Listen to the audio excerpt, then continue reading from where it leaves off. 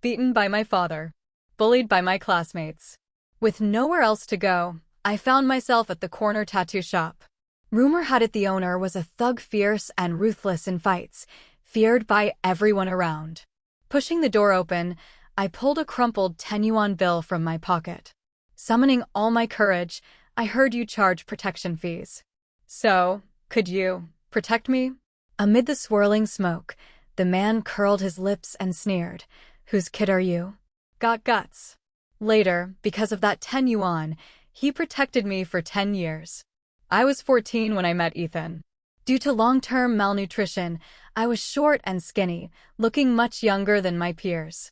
For as long as I could remember, my father loafed around all day. The three of us survived on the 3,000 yuan my mother earned each month working at a garment factory. My father was addicted to gambling, and he almost always lost.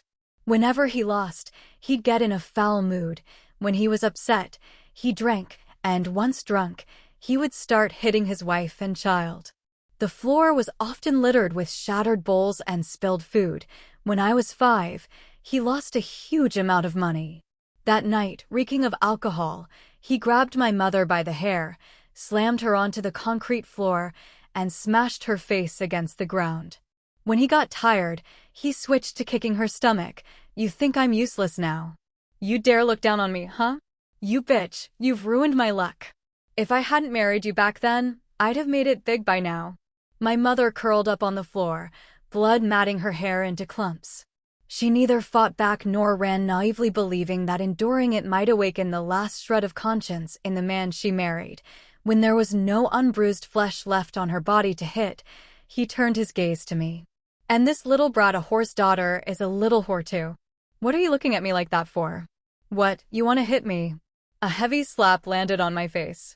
After a sharp flash of pain came numbness, as if every sound around me had been sealed inside a glass jar, completely cut off. That slap ruptured my eardrum. My mother cried as she pulled me into her arms, using her frail body to shield me. His curses, her screams, only stopped when the abuser's strength finally ran out. Late at night, the sound of his snores mixed with the sound of my mother's quiet sobs. With red, swollen eyes, she dabbed medicine on me and silently cleaned the wreckage off the floor. We squeezed together on the tiny bed. She held me tight. I said, Mom, can we leave here? I'll make a lot of money and take care of you. She looked out the window at the moon, a big chunk missing from its edge. No, when your dad was young, he treated me so well. He saved up to buy me gold bangles, carried me for miles just to take me to see fireworks. He even bought me so many pretty clothes I couldn't wear them all. I tugged at her faded, misshapen blouse, washed so many times it had lost its color. Mom, you're lying. She patted my head, stubbornly insisting. No, I'm not. Your dad is just confused right now. He'll get better. He promised to treat me well for life. He said it. Just like the moon outside, one day it will be whole again. Her voice was a murmur, as if she was speaking to me, but also to herself. The next day, when he sobered up, my father acted as though nothing had happened. Chatting and joking with my mom, then reaching out his hand for money. He said, Grace, I still love you. I just drank too much and lost my temper. Once I win some money, I'll give you a good life. A few sweet words were enough to make my mom obey completely, handing over her entire paycheck. That scene was terrifyingly familiar. I looked at the cash in his hands, wanting to ask my mom, didn't you promise me that once you got this month's wages, you'd send me to kindergarten? I was already 5 years old and had never gone to kindergarten. But my mom looked so happy, her eyes fixed only on him.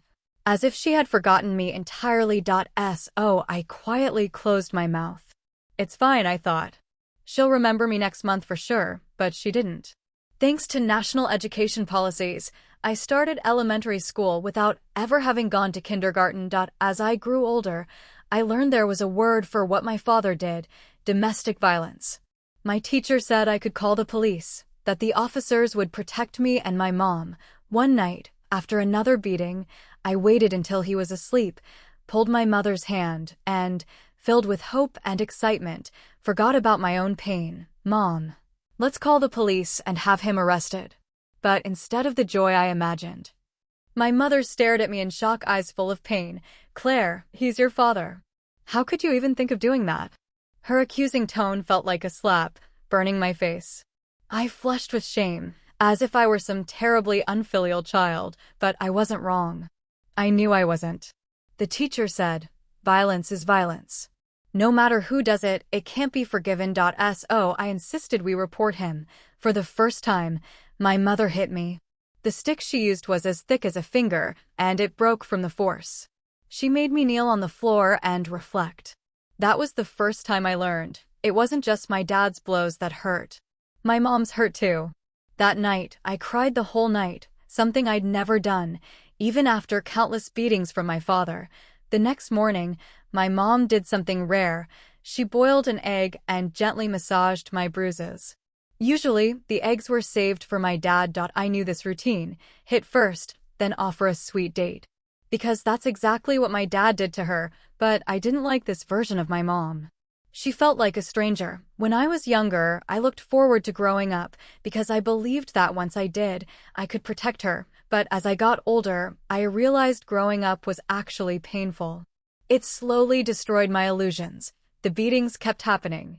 The forgiveness kept repeating. I found myself becoming numb, watching coldly as my mom sobbed in despair one moment, then flattered him timidly the next. I thought I couldn't be more disappointed than I already was. But behind disappointment lurked something worse: despair. At 11, my father beat me so badly. I suffered a fracture. No matter what my mom said, I insisted on calling the police. She knelt, crying, begging me. She said that if I reported him, I'd be forcing her to die. A mother, kneeling to her daughter. I was nailed to the pillar of moral shame. No way forward, no way back. Does she love me? I can no longer tell. Maybe she does, but the love she poured into my father nearly emptied her completely. What was left for me was barely anything. The house was full of broken bowls.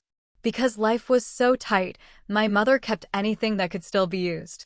She gave the best bowls to my dad, the second best to me, and kept the ones with the most cracks for herself. Later, there were so many broken bowls that even she couldn't tell which were better or worse. Everyone held the same cracked bowls. And everyone's life was just as broken. My father demanded more and more money, came home each day in a fouler mood, and his blows grew heavier. But then, a few days later, he suddenly looked refreshed. Not only did he bring home a roast chicken, he even bought my mother a new dress. She thought spring had finally come. But what he said next plunged her straight into winter. Holding her hand, he said, "Grace, there's this big boss at our gambling hall. He's rich and powerful.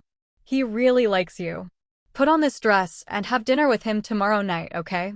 My mother had always been beautiful. She was known as the prettiest woman in town. Her smile froze. She stared blankly into my father's eyes. Slowly, she asked, "Just dinner?" As if trying to confirm something, his eyes darted away. He couldn't meet her gaze. "Grace, I'm begging you, please help me, just this once. The boss said he'll take me under his wing afterward. Then I can finally give you a good life." She sat there trembling, unable to speak, like a puppet whose soul had been hollowed out. In an instant, she looked 10 years older.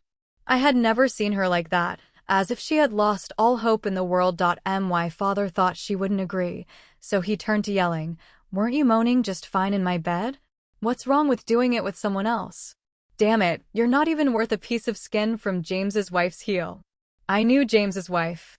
She lived on the west side of town. My classmates said she was a prostitute. A prostitute who supported her husband. My mother's tears were streaming down. She grabbed my father's sleeve, begging him to stop. I'll go. That night, my father showered her with sweet words. He even snored more peacefully than usual. My mother held me in the small bed of our storage room. She kept whispering, "He used to be so good to me. He'll be good again, won't he?" I asked, "What about now?" She turned slowly to look at me. Her eyes were wet. "He used to treat me really well. Before you came along, he truly did. If you hadn't been born, if there were no you, maybe." I said nothing. I just looked at her deeply, my eyes full of sorrow. I had thought this heart of mine couldn't possibly hurt anymore. She suddenly snapped back to herself, realizing what she had just said. She hugged me, shaking her head. Claire, I didn't mean that. I didn't mean that.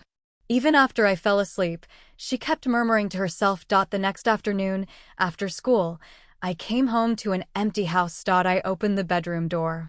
My mother was wearing that brand new white dress. She lay quietly on her marriage bed, eyes closed. Above her head hung their wedding photo. Dark red blood dripped from her wrist, drop by drop, almost drained dry. A half-dried pool of blood stained the floor. Her body had already grown stiff. My mother had killed herself. She died in the dream she had woven for herself. My father's heart had long been empty, but she always believed that next spring it would bloom again. In the end, all her hopes turned to nothing, and it was her, body and soul, who died. True apology is action and atonement. Words alone are just manipulation. My father never deserved forgiveness. But my mother never understood that. That year I was 11. From then on, I had no mother. All of life's storms crashed onto me alone. I bore the full weight of my father's rage. There was no one left to hold me as I slept. No one ever called me Claire again. The scent that belonged to my mother vanished, replaced by a stench of alcohol and cigarettes. After she died, my father didn't grieve. He cursed her instead, calling her ungrateful. He didn't even give her a proper funeral. Each drunken beating that knocked me to the ground planted a deeper hatred in my heart. When he hit me, I called the police. I once naively believed that calling the police would solve everything, but after 3 or 5 days in detention, he came back angrier than ever. Each time, his violence grew worse. I was beaten until I vomited blood. Beaten until I temporarily lost my sight. Dizzy and fading, I thought countless times that I might die, but tragically, I didn't. Maybe because he was destined to die before me. I hated him. But I hated myself even more. I hated that I was so weak. Too scared to fight back. I hated that the sight of him made me tremble uncontrollably. I hated that I feared something less than an animal. That hatred was the only thing keeping me alive. Life became like a pile of rotten mud, reeking, foul, disgusting, because I was poor, had no mother to love me, no father to care, mediocre grades, and kept silent most of the time. I became a target for bullying at school. They made me their topic of gossip. While isolating me, they mocked me. Verbal abuse was no less cruel than physical violence. They didn't hit me, but they still made me shake all over. In class, when I answered questions, they looked at me with contempt, saying my voice sounded disgusting, that I was speaking in a fake, affected tone. After class, when I went to the bathroom, they loudly discussed how strange I walked, accusing me of deliberately swaying my hips. They stuck notes to my back, threw away my homework, and gave me humiliating nicknames. They laughed at the way I dressed. But they didn't know the fear, shame, and helplessness I felt when my chest first began to develop. I had no mother to teach me. I didn't know that girls my age were supposed to wear training bras. To save money, I wore my mother's old underwear. By the 3rd year of middle school, studies became intense. My homeroom teacher helped me apply for a free dorm spot at school. On my second night there, while we were in evening self-study, Teacher Miller stood at the podium, going over the math test. My father burst in, reeking of alcohol. "Where's that little bitch Claire? Looks like he lost money again and wanted to take it out on me." My hand tightened around my pen. Miller set down the test papers. After a moment of shock, her voice remained calm. "Sir, please leave. We're in the middle of class." Her serious tone must have hit a nerve. He swept his arm across the podium, knocking everything to the floor. His finger was nearly jabbing her forehead. "You dare tell me to get out? Who the hell do you think you are? You actually think you're somebody?" He raised his hand as if to strike. Miller, for all her strictness, was barely in her 20s. Facing this kind of thug, of course she was scared. Her chest rose and fell rapidly, fingertips gripping the edge of the lectern so tightly they turned white. This was my favorite teacher, my most respected Miller. She was the one who, under the guise of encouragement, secretly gave me school supplies. The one who, seeing me eat only cabbage for lunch, would silently put her chicken leg in my bowl. The one who always worried about my situation in class, afraid I'd be treated unfairly, but now she was suffering because of me. In that instant, I don't know where the courage came from. I rushed forward like someone possessed. I yanked the teacher away and stood in front of her, screaming at my father to get out, calling him an animal. A loud slap cracked across my face. The force was so great that half my face went numb. Blood slowly welled at the corner of my mouth. A ringing roared in my ears. My first thought was, thank God, at least I blocked him. It's just, the paper flowers I folded for teacher, I won't be able to give them to her now. Today was Teacher's Day. But somehow I felt unworthy to be her student. The beast was finally dragged out by a late-arriving security guard. I lifted my head slowly. From all around came stares, indescribable, impossible to read. They hadn't done anything, but I felt as if I had been stripped bare. That slap shattered not only the teacher's dignity but also my own. It tore away my last umbrella of protection. The principal told Miller that my staying in the dorm could endanger other students' safety and suggested I go back to commuting. Miller tried to speak up for me, but I couldn't bear to accept any more of her kindness. I agreed to move out that very night. Thankfully, I owned so little that I didn't need her help. I could carry everything myself. Outside, the night was pitch black. I knew that starting tomorrow, my better days were over. Abusers, once unrestrained, only become more reckless. And once I went home, I'd face the price of my first act of defiance. Standing at the crossroads with my bag, I imagined the past and the future, both swirling together in the cool autumn wind. In a daze, I had the illusion that my entire life would be a long, muddy, difficult road, yet life kept moving. So, in this river of suffering, I pushed off again, rowing forward with my broken oar. The most direct way to fight violence is with violence. To use a person's own methods against them. That night, I wrapped myself in a thin blanket and sat at the bridgehead, letting the wind lash me until dawn. As the sky began to lighten, a pair of eyes flashed in my mind, black as ink, sharp and cold. Half a year ago, a family from out of town had moved into our little place. They opened a tattoo shop at the far end of Peace Avenue. People said it was just a mother and son. He was a reckless thug. She was a crazy, unreasonable woman. My father was always a bully to the weak, a coward to the strong. Once, he got drunk outside and shouted, "That crazy widow in the alley is a slut. Anyone can have a go at her." Those words reached the thug's ears. That night, my tall, burly father was dragged home like a dead pig. His face was swollen and bruised, blood mixing with two broken front teeth. The man who dragged him was big, his face hidden in shadow. He tossed my father into the yard, then stepped forward, grinding his boot onto my father's fingers. His voice was low and dangerous. "Old bastard, if I ever hear you talk filthy about my mother again, don't bother keeping your tongue." My father nodded frantically, too afraid to make a sound. I was hiding behind the door, peeking through the crack. Suddenly, my eyes met those dark, sharp ones. A low, ambiguous chuckle escaped his throat. When I snapped back to my senses, he was already gone. My back was drenched in cold sweat. He hadn't involved anyone else, a thug, but one with a code. That night, I pretended to be asleep and listened to my father's wails and curses from the next room. To my surprise, I felt a secret, guilty thrill. The thug hit hard. My father couldn't get out of bed for 3 days. Even when he did beat me afterward, he didn't have much strength. After that, I always avoided that alley, afraid to get myself in trouble.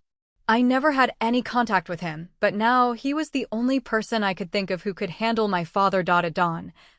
For the first time, I stepped into that narrow alley. Green moss grew along the edges of the stone-paved path. At the very end stood a 2-story house.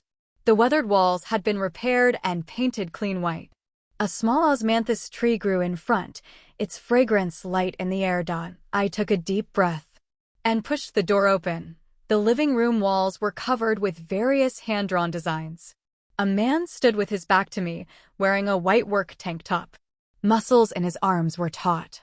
A cigarette dangled from his fingers. With the other hand, he arranged tools on the workbench. Hearing the sound, he flicked his ashes, but didn't turn around. "It's not business hours. We're closed." I knew the sign outside read 15:00, 24:00. But I wasn't here for a tattoo. I wanted to say that, but even opening my mouth felt hard. I had forgotten to treat last night's wounds. The corners of my lips had stuck together. You'll have to come back this afternoon. He turned around. The cigarette in his hand trembled. His dark eyes fixed on me. After a long pause, he muttered a low shit. Before I could process why, son, you want fried rice? Oh my God, I told you getting up this early was bad luck. Damn. A woman poked her head out, then immediately rushed back to the kitchen with a spatula. So fast I only caught a glimpse of her sleeve. Realizing something, a small mirror appeared in front of me. The man pressed his cheek, stubbed out his cigarette, and looked like he didn't want to talk. I took it in the mirror. A pale-faced girl, hair messy, dark circles under her swollen eyes. One side of her face puffed grotesquely high. Dried blood clung to the corner of her mouth. She wore a red and white school uniform. And it was still early morning. No wonder he hadn't hit me yet. He had a temper, but I'd been lucky today. I awkwardly wiped the corner of my mouth. He grabbed a leather jacket from the sofa and slipped it on in a few swift motions. You don't need to come back this afternoon either. I don't tattoo minors. Especially runaway rebellious kids.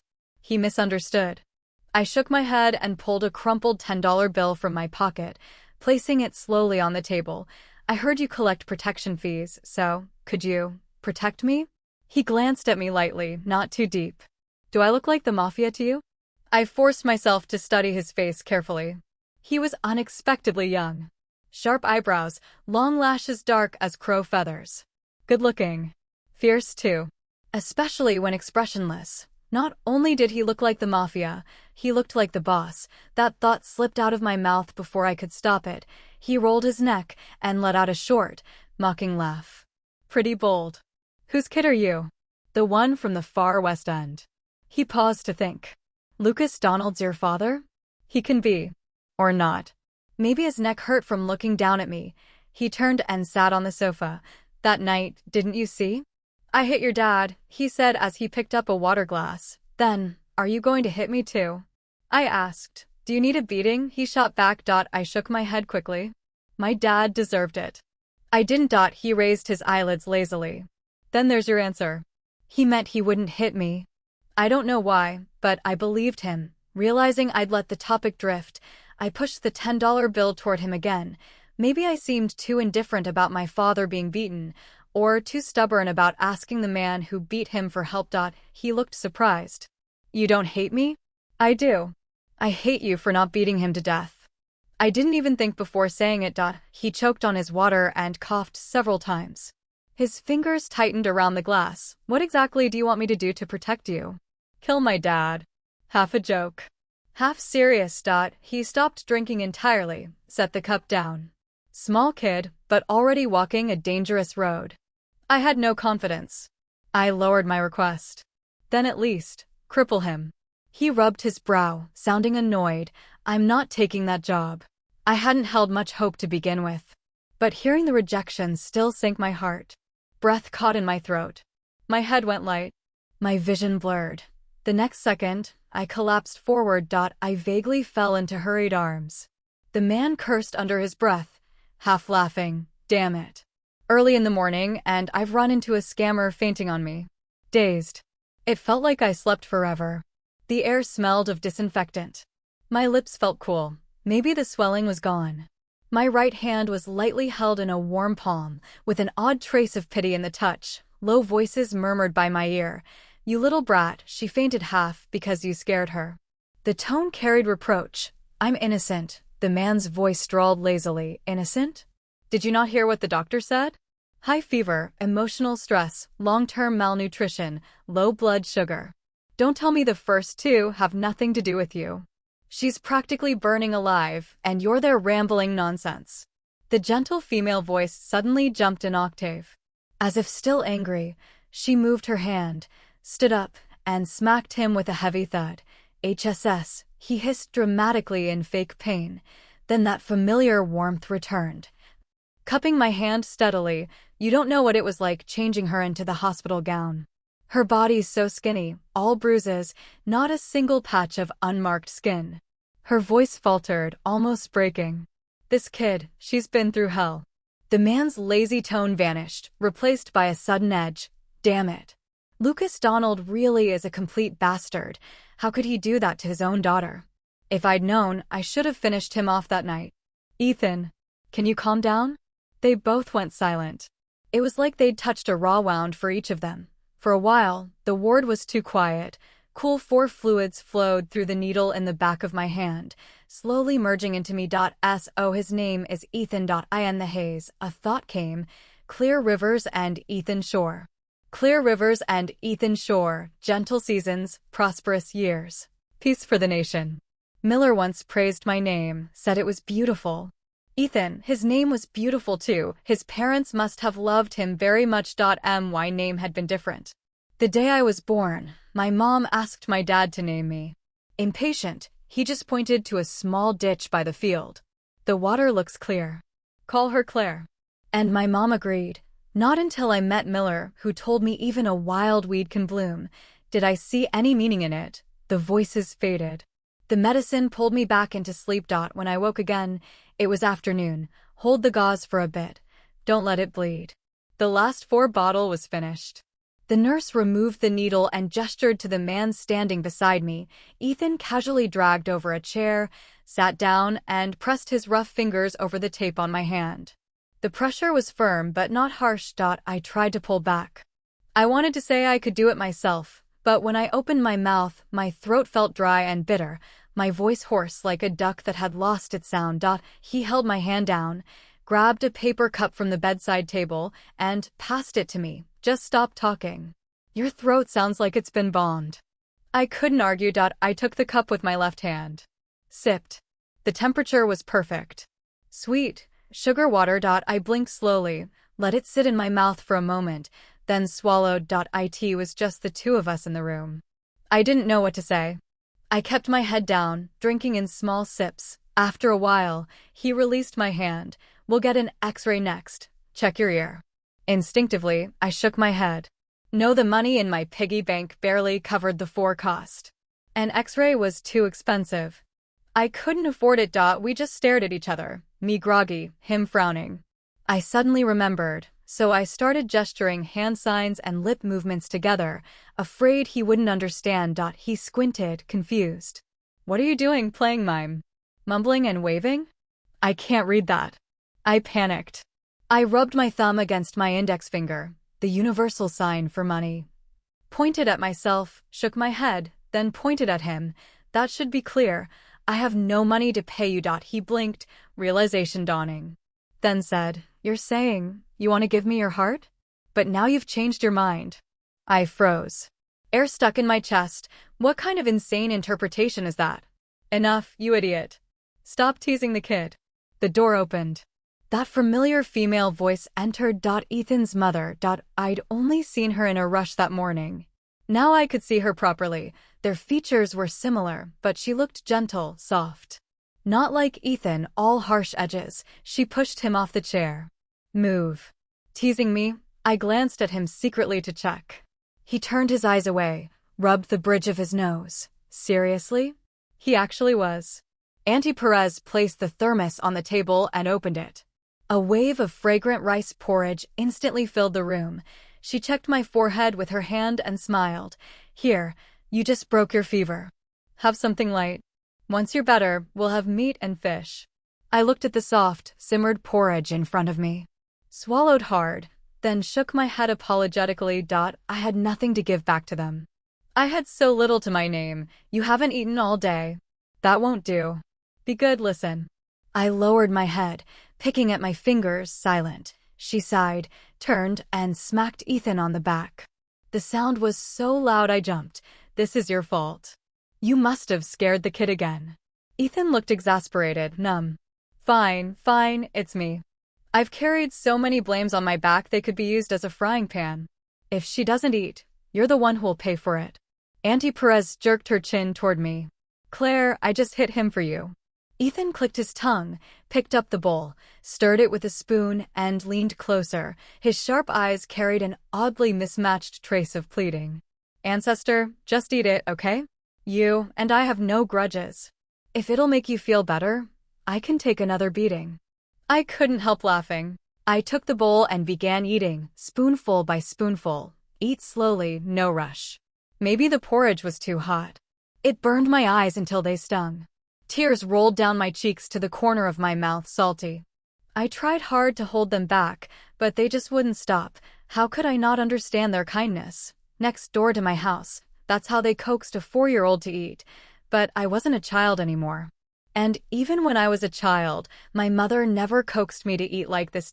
My dad hated girls. He wouldn't let me eat at the table. So I always took a few bites of food and hid in a corner to eat. If I picked up 2 pieces of meat, his chopsticks would strike my hand, calling me greedy and selfish. If I filled my bowl, his palm would land on my face, calling me lazy and gluttonous. Every meal, I ate like a starving animal, terrified that if I slowed down, the bowl would be smashed and I'd be left with nothing. My mom once bragged to the neighbors, saying I was never a problem at mealtimes, that I ate like a little pig. She only ever saw what she wanted to see. Tears fell like broken beads, slipping down uncontrollably. Afraid they'd notice, I quickly lowered my head, almost burying my face in the porridge. I really hadn't been the type to cry before. Ethan fumbled with a pack of tissues, hesitant to hand them over. He swallowed, his voice tight. Mom, maybe your porridge isn't that great this time. By the time I finished the bowl, the tears had finally stopped. Was it good, Claire? Auntie Perez looked at me with hopeful, almost anxious eyes. I smiled and nodded hard. She let out a relieved breath, then turned and smacked Ethan again. You brat, when has my cooking ever failed? Ethan held his arm, eyes full of silent grievance. I couldn't help the corner of my lips lifting. Then realized I shouldn't, and quickly pressed them down. He glanced at me, expression unreadable. Auntie Perez went to the bathroom and returned with a basin of water. She brought back a warm towel, gently wiping my face, lingering a little longer around my eyes. Cried this much, yet still a pretty little kitten. I pressed my lips together, my ears burning red. She said, Later, we'll go for a quick checkup. The doctor said your right ear is inflamed. We'll take an x-ray, it won't hurt. As for the cost, this kid here caused you to end up in the hospital. He's got plenty of money. How could he not pay? A grown man making mistakes and not taking responsibility. I'd be ashamed to death for him. Ethan was clearing the dishes, not looking up. Yes. The scan was quick. The doctor studied the gray-white image, his tone serious. This child's right ear was injured before. It's been too long. The eardrum perforation wasn't treated in time, and now, with repeated heavy blows, the damage is compounded. The situation is complicated. For now, we can only reduce the current inflammation with medication. Can surgery fix it? Auntie Perez frowned deeply. The success rate is very low. Not recommended. No one seemed to have expected that answer. Leaving the hospital, we walked in silence. But I didn't want them to feel sad because of me. I'd noticed my right ear's hearing fading a long time ago, when I was 5. One slap from my dad ruptured my eardrum. My mom tried to take me to the hospital, but halfway there, my dad took the money for gambling. He said I wasn't born for such delicate things. That I was just being weak, running to the hospital for every tiny problem. My mom was timid. She just held me and cried, then gave me a couple of anti-inflammatory pills. At first, the ear hurt so badly I couldn't sleep at night. It felt swollen inside, burning. I hugged my mom and said I felt terrible. She patted my back and told me to just close my eyes, sleep, and it would go away. I tried. It didn't work. The pain only grew worse. I said, Mom, it still hurts. Her eyes lost their softness.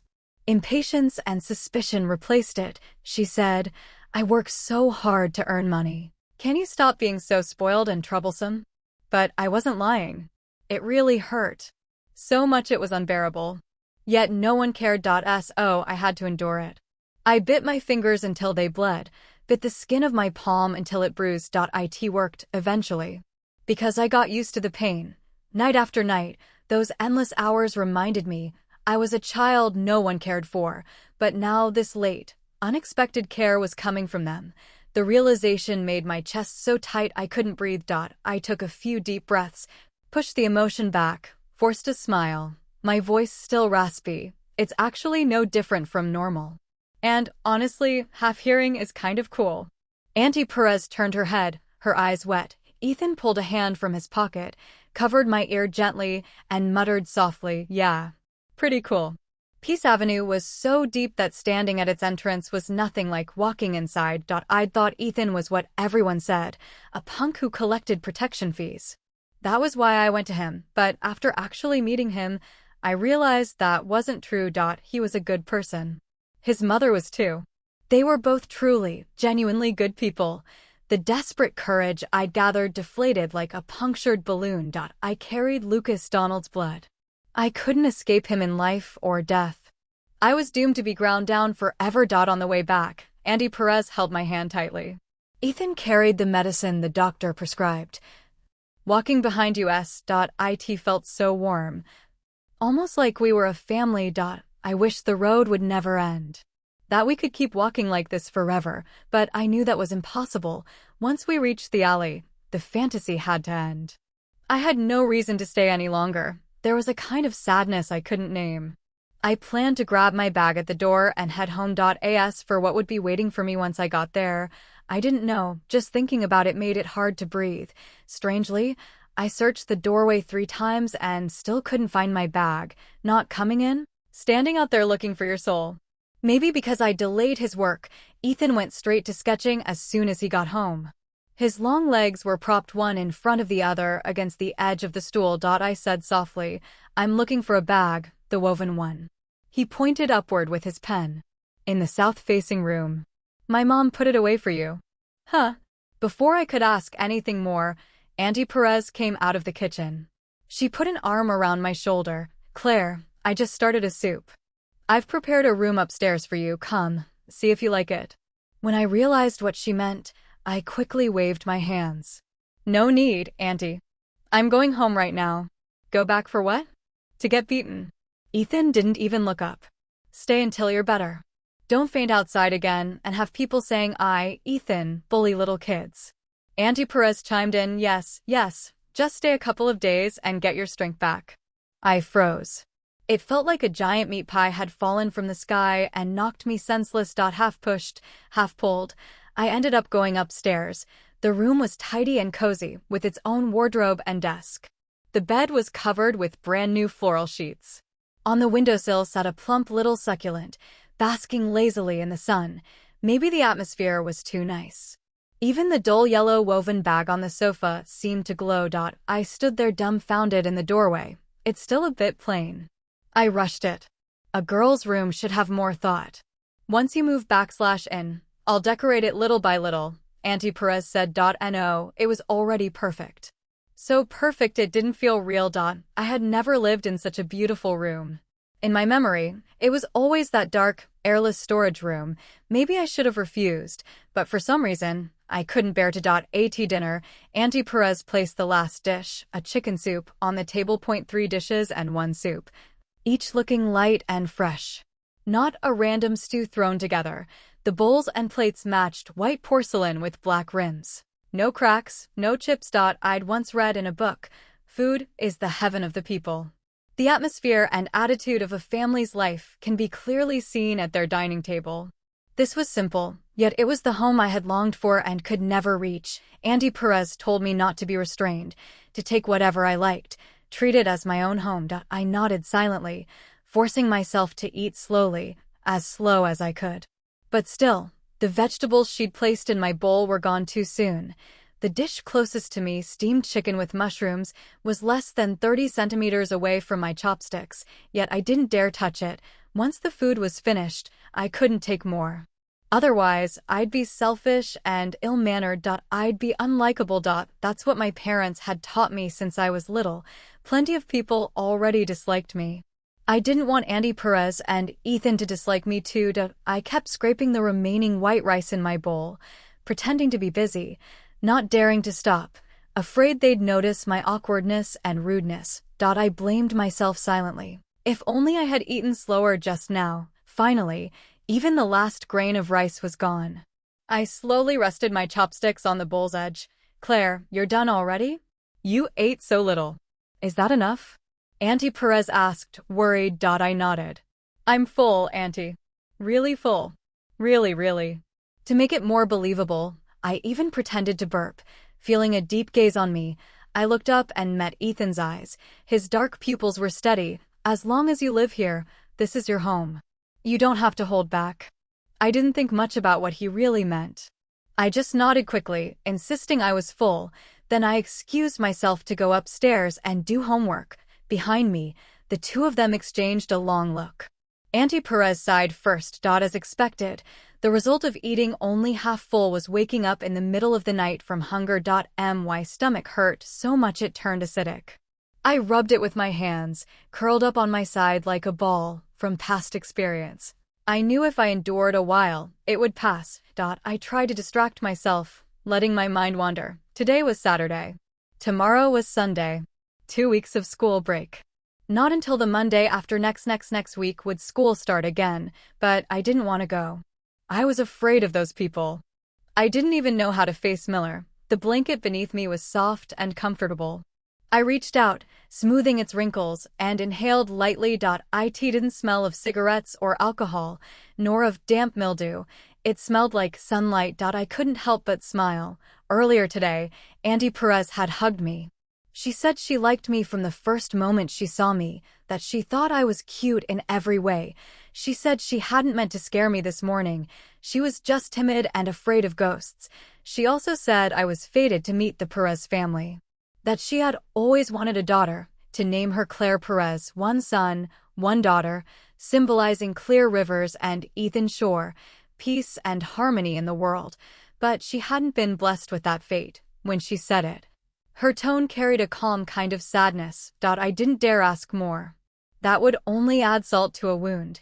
This world already has its share of hidden sorrows and its rare bits of brightness. Maybe heaven finally pitied me, granting me a little kindness. If so, I begged, just a little more. Let me stay here a few more days. Just as if I were having a short, beautiful dream. I turned over again. The wooden bed creaked. This little building was old. My stomach hurt so much I couldn't sleep. I turned on the small lamp by the bed and pulled out a math test paper. I'd barely started writing when 3 soft knocks came at the door. I opened it. The man was leaning lazily against the frame. Not sleeping yet? I'll sleep right away. His gaze was steady. His defined features were half lit, half shadowed. Under that look, I felt almost as if he could see through me. He said, Ethan, have never raised a kid. But I'm not stupid enough to let one starve to death.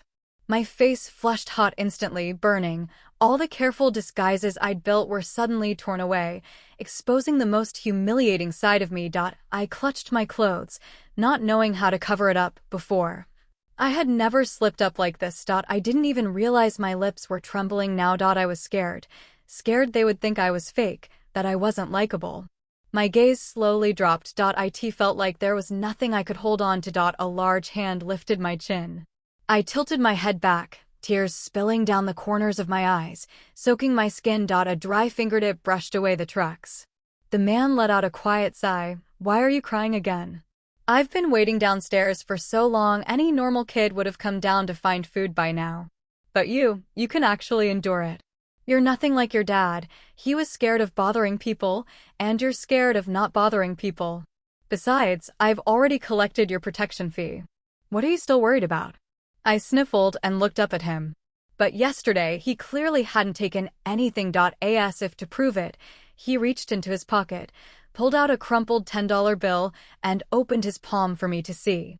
Once I recognized it, he shoved it back into his pocket, took my hand, and led me step by step downstairs, stopping in the kitchen. The light was still on. The chicken soup in the pressure cooker was kept warm. He said, my mom left this for you. Only then did I realize my acting had been that bad, yet for more than 10 years. My parents had never once seen through me. Later I learned, some people look with their eyes. Some people look with their hearts. My cooking skills are limited. Will chicken noodle soup do? I nodded so hard it looked like I was pounding garlic. He told me to sit and wait. Since the vent fan wasn't turned on, white steam filled the kitchen. He reached out and cracked the window open. The noodles were ready quickly. He ladled them into a large soup bowl. So much it was obviously too much for me. Can you finish it? I said yes. He asked again. Too much or too little? I said, just right. The next second, a finger flick hit my forehead. It didn't hurt, but it was loud. He narrowed his eyes and repeated, too much or too little? I covered my forehead and confessed honestly, too much. Only then did his expression relax. He moved the big bowl away and replaced it with a medium-sized pink ear-handled bowl. From now on, if it's not enough, say so. If it's too much, say so. Eating too much or too little is bad for your stomach. I nodded. On the glistening noodles sat chicken and corn. I ate in small bites. He sat across from me, eating from the big bowl. Good, he asked. Good, I said. He smiled. You're easy to feed. The quiet kitchen was filled with the warm aroma of food. The night breeze came in through the window. My stomach and heart were both being filled, inch by inch. Maybe it was because I'd never slept so soundly before. But the next day, I astonishingly slept past 7. When I saw the clock on the wall, my blood froze. After my mom left, it had just been me and my dad at home. No matter the season, I was forced to get up at 5 every morning to finish all the housework before going to school. If I slept even a little longer, I'd be woken by fists and curses. I hurried to dress and ran downstairs. Only when I reached the living room did I realize this wasn't my home. My tense nerves loosened. The front door downstairs was open. Someone was awake, but the house was quiet. Thinking back to when I'd left my room, Auntie's door on the left had been closed. The doormat pressed against the crack. She must still be asleep. Ethan's door, across the hall, had been wide open. It must have been him who was up. After washing up, I remembered that last night's dishes hadn't been washed. I went to the kitchen, but the sink was empty, bone dry. The dishes were already cleaned, sorted neatly in the cabinet. Even the dishcloth on the counter was folded perfectly. I went to the balcony, thinking maybe I could wash some dirty clothes. But when I looked up, all the laundry, including mine, was already hanging out to dry. I refused to believe it. I grabbed the mop at the door, but the floor shone so bright it was cleaner than my face. The whole house had absolutely no place where I could be useful. Are gangsters really this neat and hardworking, up so early, trying to be Cinderella? A familiar voice sounded behind me. I jumped. Dropping the mop, it fell sideways to the floor. Ethan, in sportswear, walked in from outside. Breakfast was already on the table. Sandwiches, bacon, boiled eggs, milk, juice, everything. Eat whatever you like. He walked over, picked up the mop at my feet, put it back in place, then pressed me into a chair at the dining table. I tilted my head up at him, my eyes curved into a smile. Thank you. He froze for a moment, then his lips lifted slightly. After breakfast, I had nothing to do. Ethan changed clothes and went into the studio to draw. He told me to watch TV. I shook my head, not interested. He told me to do homework. I waved my hand. Not in the mood. He said, then mopped the floor. I said, that I can do. He muttered, you must still be fevered. If you can't sit still, then come work with me. Then he handed me a drawing board and a pen, making me sit beside him to draw designs. The moment he picked up a pen, he seemed like a completely different person, focused and absorbed. Even to an amateur like me, it was obvious his drawing skills were excellent. I wasn't. I was probably born without any artistic talent. After a long time, I had only drawn 3 stick figures, one of which was missing arms and legs. He didn't say anything, just looked at my paper and laughed until tears came out. Say no to drawing. Starting with me. The next day, I obediently sat next to him doing homework instead. Our daily schedules barely overlapped. I went to bed early and woke up early. Auntie Perez went to bed early but woke up late. Ethan went to bed late and woke up early.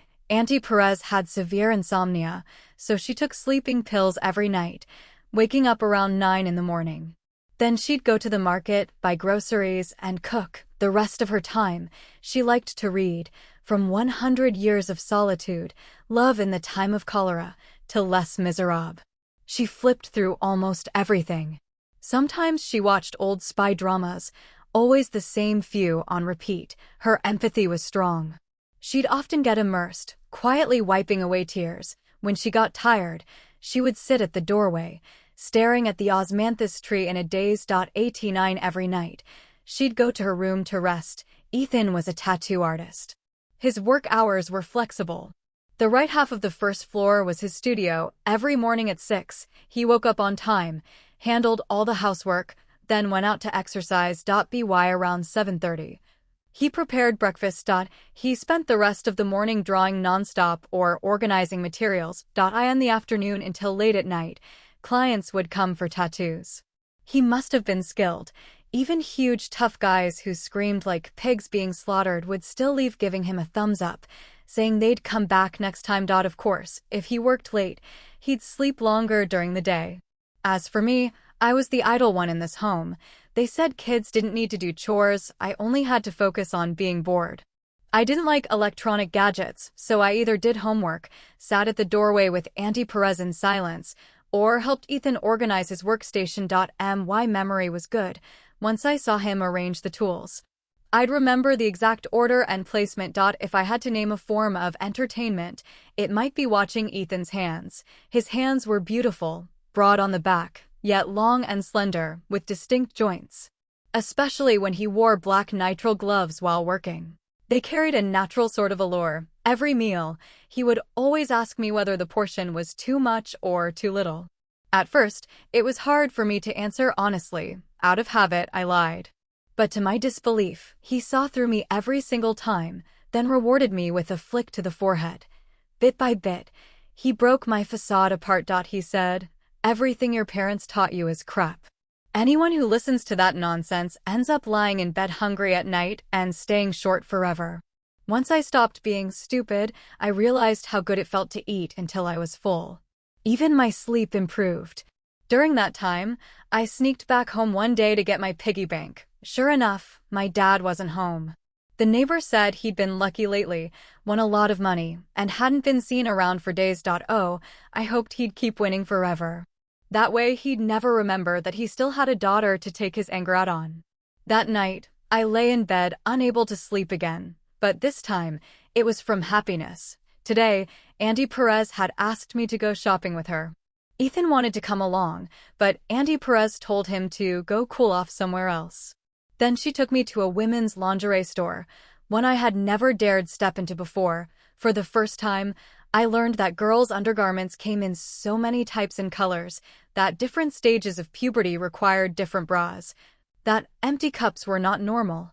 She patiently helped me try one after another, until she found the right ones for me. She taught me, step by step, how to wear each type properly, how to fasten the straps from the back. She said, "Breast development is a normal physiological process. It means Claire is growing up. Hold your head high, don't be shy." She explained that wearing the wrong kind of bra could cause problems, especially side breast tissue, and so that day, I owned my very first 2 real teenage bras, a gift from Auntie Perez, maybe because she was so attentive and gentle. The shop assistant couldn't help but say how caring she was toward her daughter. Auntie didn't deny it. She simply wrapped her arm around me and smiled. How could I not dote on such a good girl? Auntie Perez was even more like a mother than my own mother. I buried my face into the soft blanket, feeling dizzy with happiness. From now on, I was also a kid who had pretty and comfortable bras. Bras. Ah. I suddenly realized something and shot upright in bed. The new bras were still downstairs on the sofa.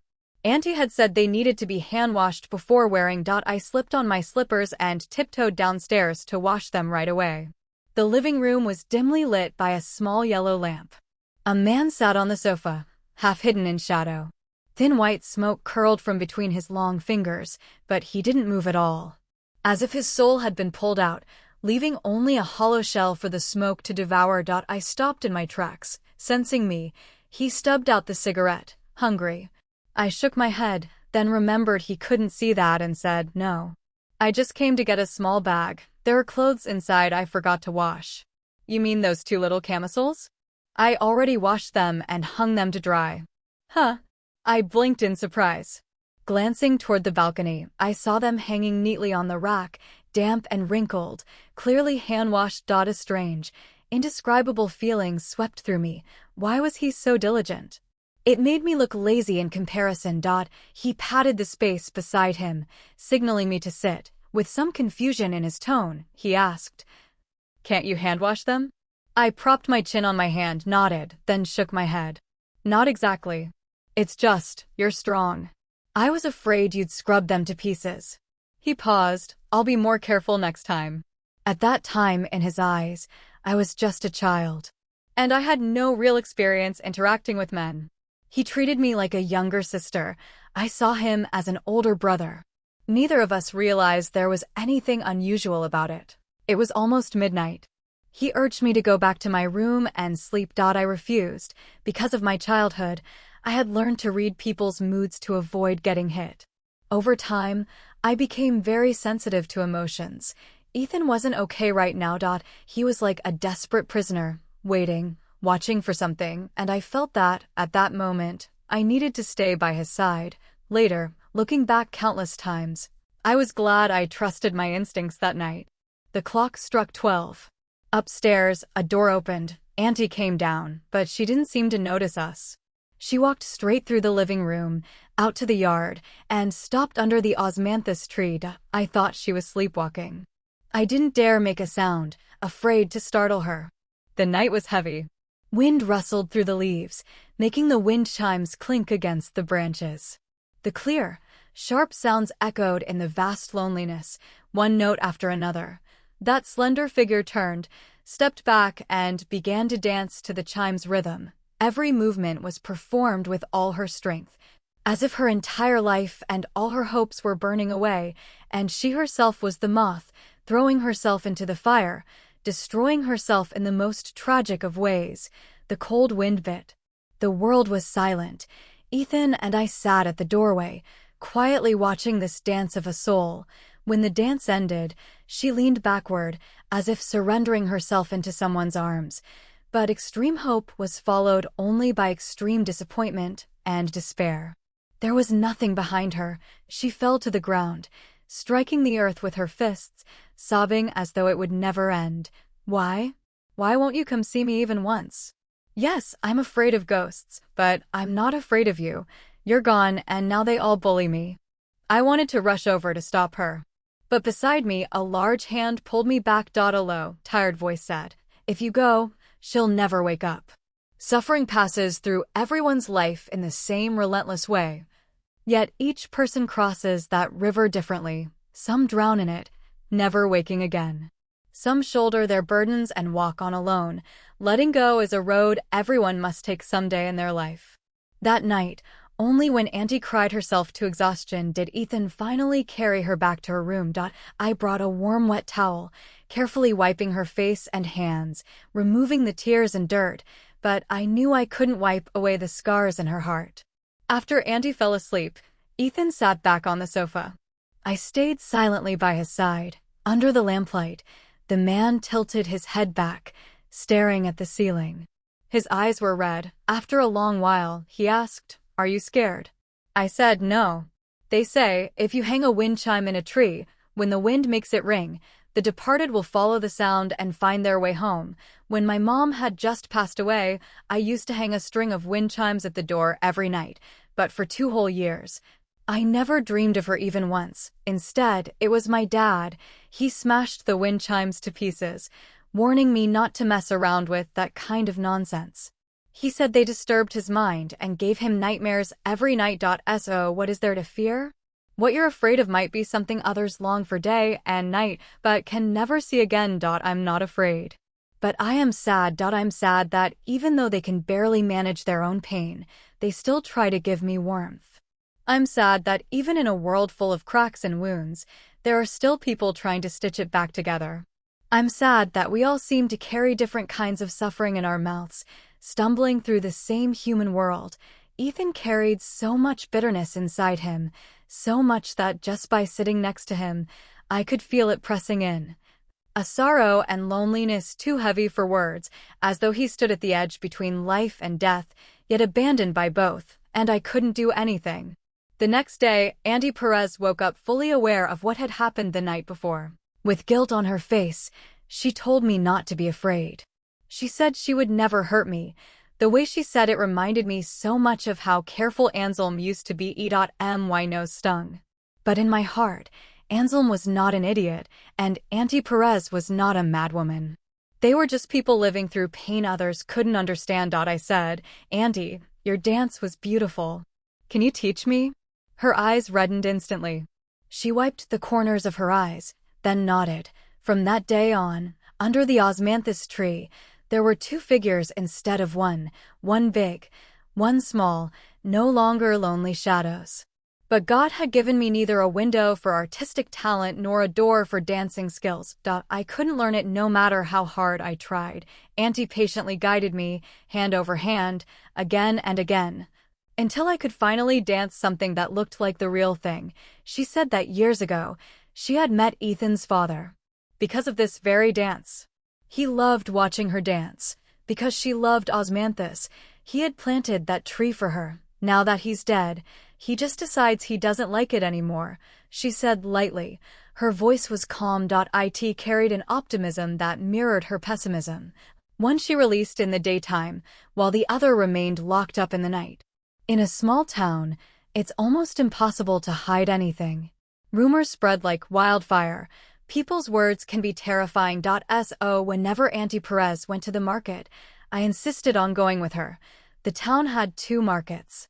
My old home was in the west, so I'd always gone to the west market. The Perez family lived in the east, so we now went to the east market.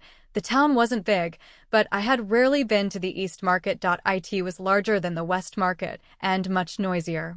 At the entrance, a middle-aged man stood beside a single-bar bicycle. Large cloth bags hung on both sides, and a chipped horn dangled from the handle.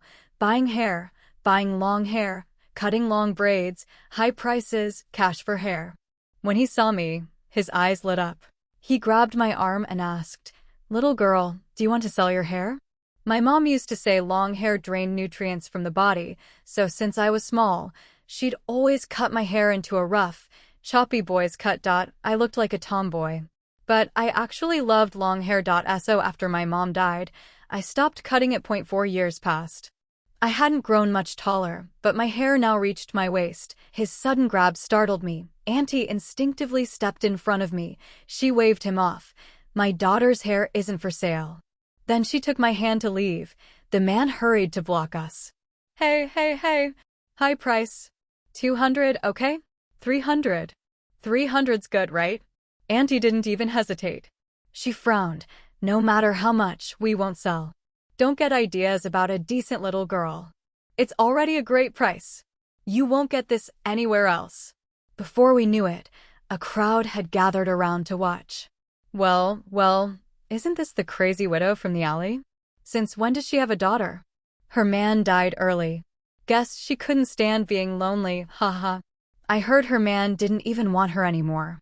Probably ran off with some mistress. That kid next to her looks familiar. Isn't she that punk old Donald's daughter?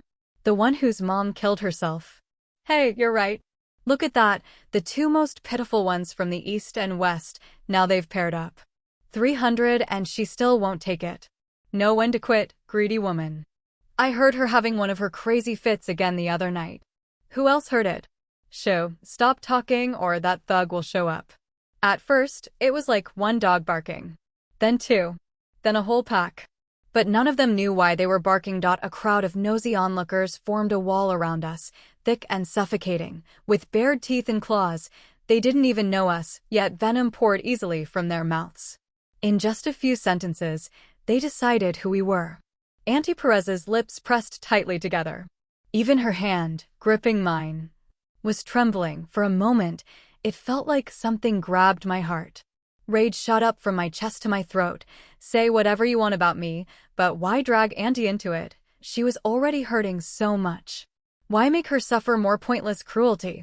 I clenched my fists, glared at their ugly faces one by one, jerked my hand free from Auntie's, and rushed forward, shoving them with all my strength. Get out. Get out. All of you get lost. You bastards. Animals. You little punks, you'll rot. Your mouths will rot, your asses will rot. You're the real lunatics. You're worse than dogs. I had never cursed before. I didn't even know how. All I could pull from my mind were the insults my dad used to throw at me, but their words were far filthier than mine. Thinking about how Andy had once faced them all alone and defenseless made my anger flare even hotter. People are like this. The weak fear the strong fear the ruthless, and the ruthless fear those who have nothing to lose.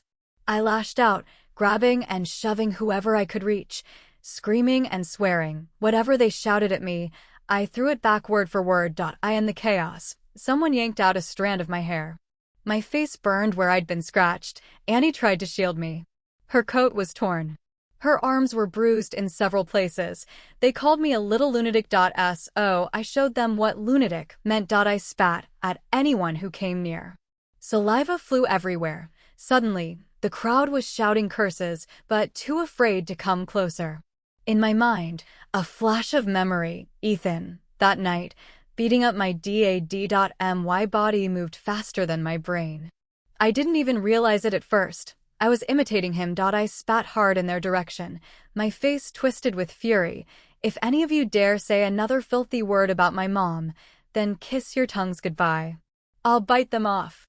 People admire strength. And the first step to admiring strength is imitating it. I stormed down the road full of rage and adrenaline. But when we reached the end of the alley, my legs gave out. It was the first time I'd ever fought anyone, the first time I'd ever been so bold. Auntie reacted quickly and caught me. Her lips were pale, trembling like thin willow leaves. Does it hurt, Claire? It's Auntie's fault for being useless. This little scratch doesn't even count. I've got thick skin. I can take a beating. I steadied myself, patted my chest, and said, Auntie, from now on, I'll protect you. She held me, crying and laughing at the same time. When we got home that day, Ethan saw how disheveled we looked, and his expression immediately darkened. He asked Annie about it, but she refused to tell him. I couldn't hold it in. I told him everything in detail, how they had bullied Auntie. The moment he heard it, he didn't say a word. He grabbed a wooden stick and headed out the door. Ethan, come back. You are not allowed to use violence. Auntie Perez's voice turned sharp. The veins on his forehead stood out. He spun around, furious. It's always like this. So I'm just supposed to stand by and watch people bully you? She slowly closed her eyes, tears streaming down her face. Please think of it as your mother begging you. Can you just stay calm? In that silent standoff, the man was the first to yield. Almost no child can refuse when their mother begs them while crying. I couldn't, and neither could Ethan. After Auntie went back to her room, Ethan sat down by the door, staring fixedly at the osmanthus tree outside. His face was blank, showing no emotion. I sat down next to him and whispered in his ear, Ethan, revenge is a dish best served cold. I've memorized everyone who bullied Auntie. Afraid he wouldn't believe me, I started counting them off on my fingers. There was this woman in her 40s, short hair, buck teeth, face shaped like a garlic bulb. She was the first to start yelling, and then one wearing pink, long hair, single eyelids, holding a little boy about half her height. She pinched Annie several times when no one was looking. There was also a Mediterranean-looking woman around 50. Her voice was like a firecracker, and she cursed the nastiest. And lastly, a woman with long hair, a flat nose, makeup caked on like an opera mask. She's the one who scratched me and yanked out my hair. Something about that must have struck his funny bone. He turned his head away, barely suppressing a laugh. Didn't expect you to be the vengeful type. He reached out and lightly touched my forehead. 3 long fingernail marks were clearly visible. Does it hurt? I was about to say no, but the words changed in my mouth. It hurts. Hurts a lot. And they pulled so much of my hair, I must be bald now. Ethan put an arm around me, lifted me onto his lap, and placed my hand on his head. Here, you can pull mine back. His hair felt soft under my fingers. As I touched it, I shook my head. No. A debt must be repaid by the one who owes it. I want to pull the opera-faced woman's hair. He said, okay. I don't know what Ethan did afterward, but the next time Auntie and I went to the market, everyone was suddenly polite. No one dared gossip to our faces anymore. Whether they still whispered behind our backs, that's another story. Later I found out. He'd gone out twice, and anyone who had dirt in their past, he dug it up. Those who called others immoral wives had cheated on their own husbands and been caught in the act. Those who mocked others as unwanted had husbands who rarely came home because they were busy keeping mistresses. Mistress number 5. Number 6. Those who said Auntie's husband cheated on her had husbands who paid prostitutes and brought HIV home. Ethan recorded all of it, loaded the audio into a loudspeaker, and walked the streets, broadcasting it on repeat. He said, if there's even one person in this town who doesn't know their dirty secrets, that means I haven't done my job. In short, karma came full circle. Now every one of them was too busy dealing with their own messes. If I had to use a metaphor, I'd say Auntie was like a tree, not tall, not strong, but she had witnessed the passage of time, experienced joy and sorrow, and carried a calmness that could hold everything. She looked fragile, but her roots ran deep, twisting and interwoven, unshaken by any wind. And Ethan, he was like a wild wolf bound by a sturdy vine, for now he had hidden away his claws and fangs. The gentleness of the tree had covered his bloodthirsty nature. But only covered, you could still faintly sense that force that refused to be spent.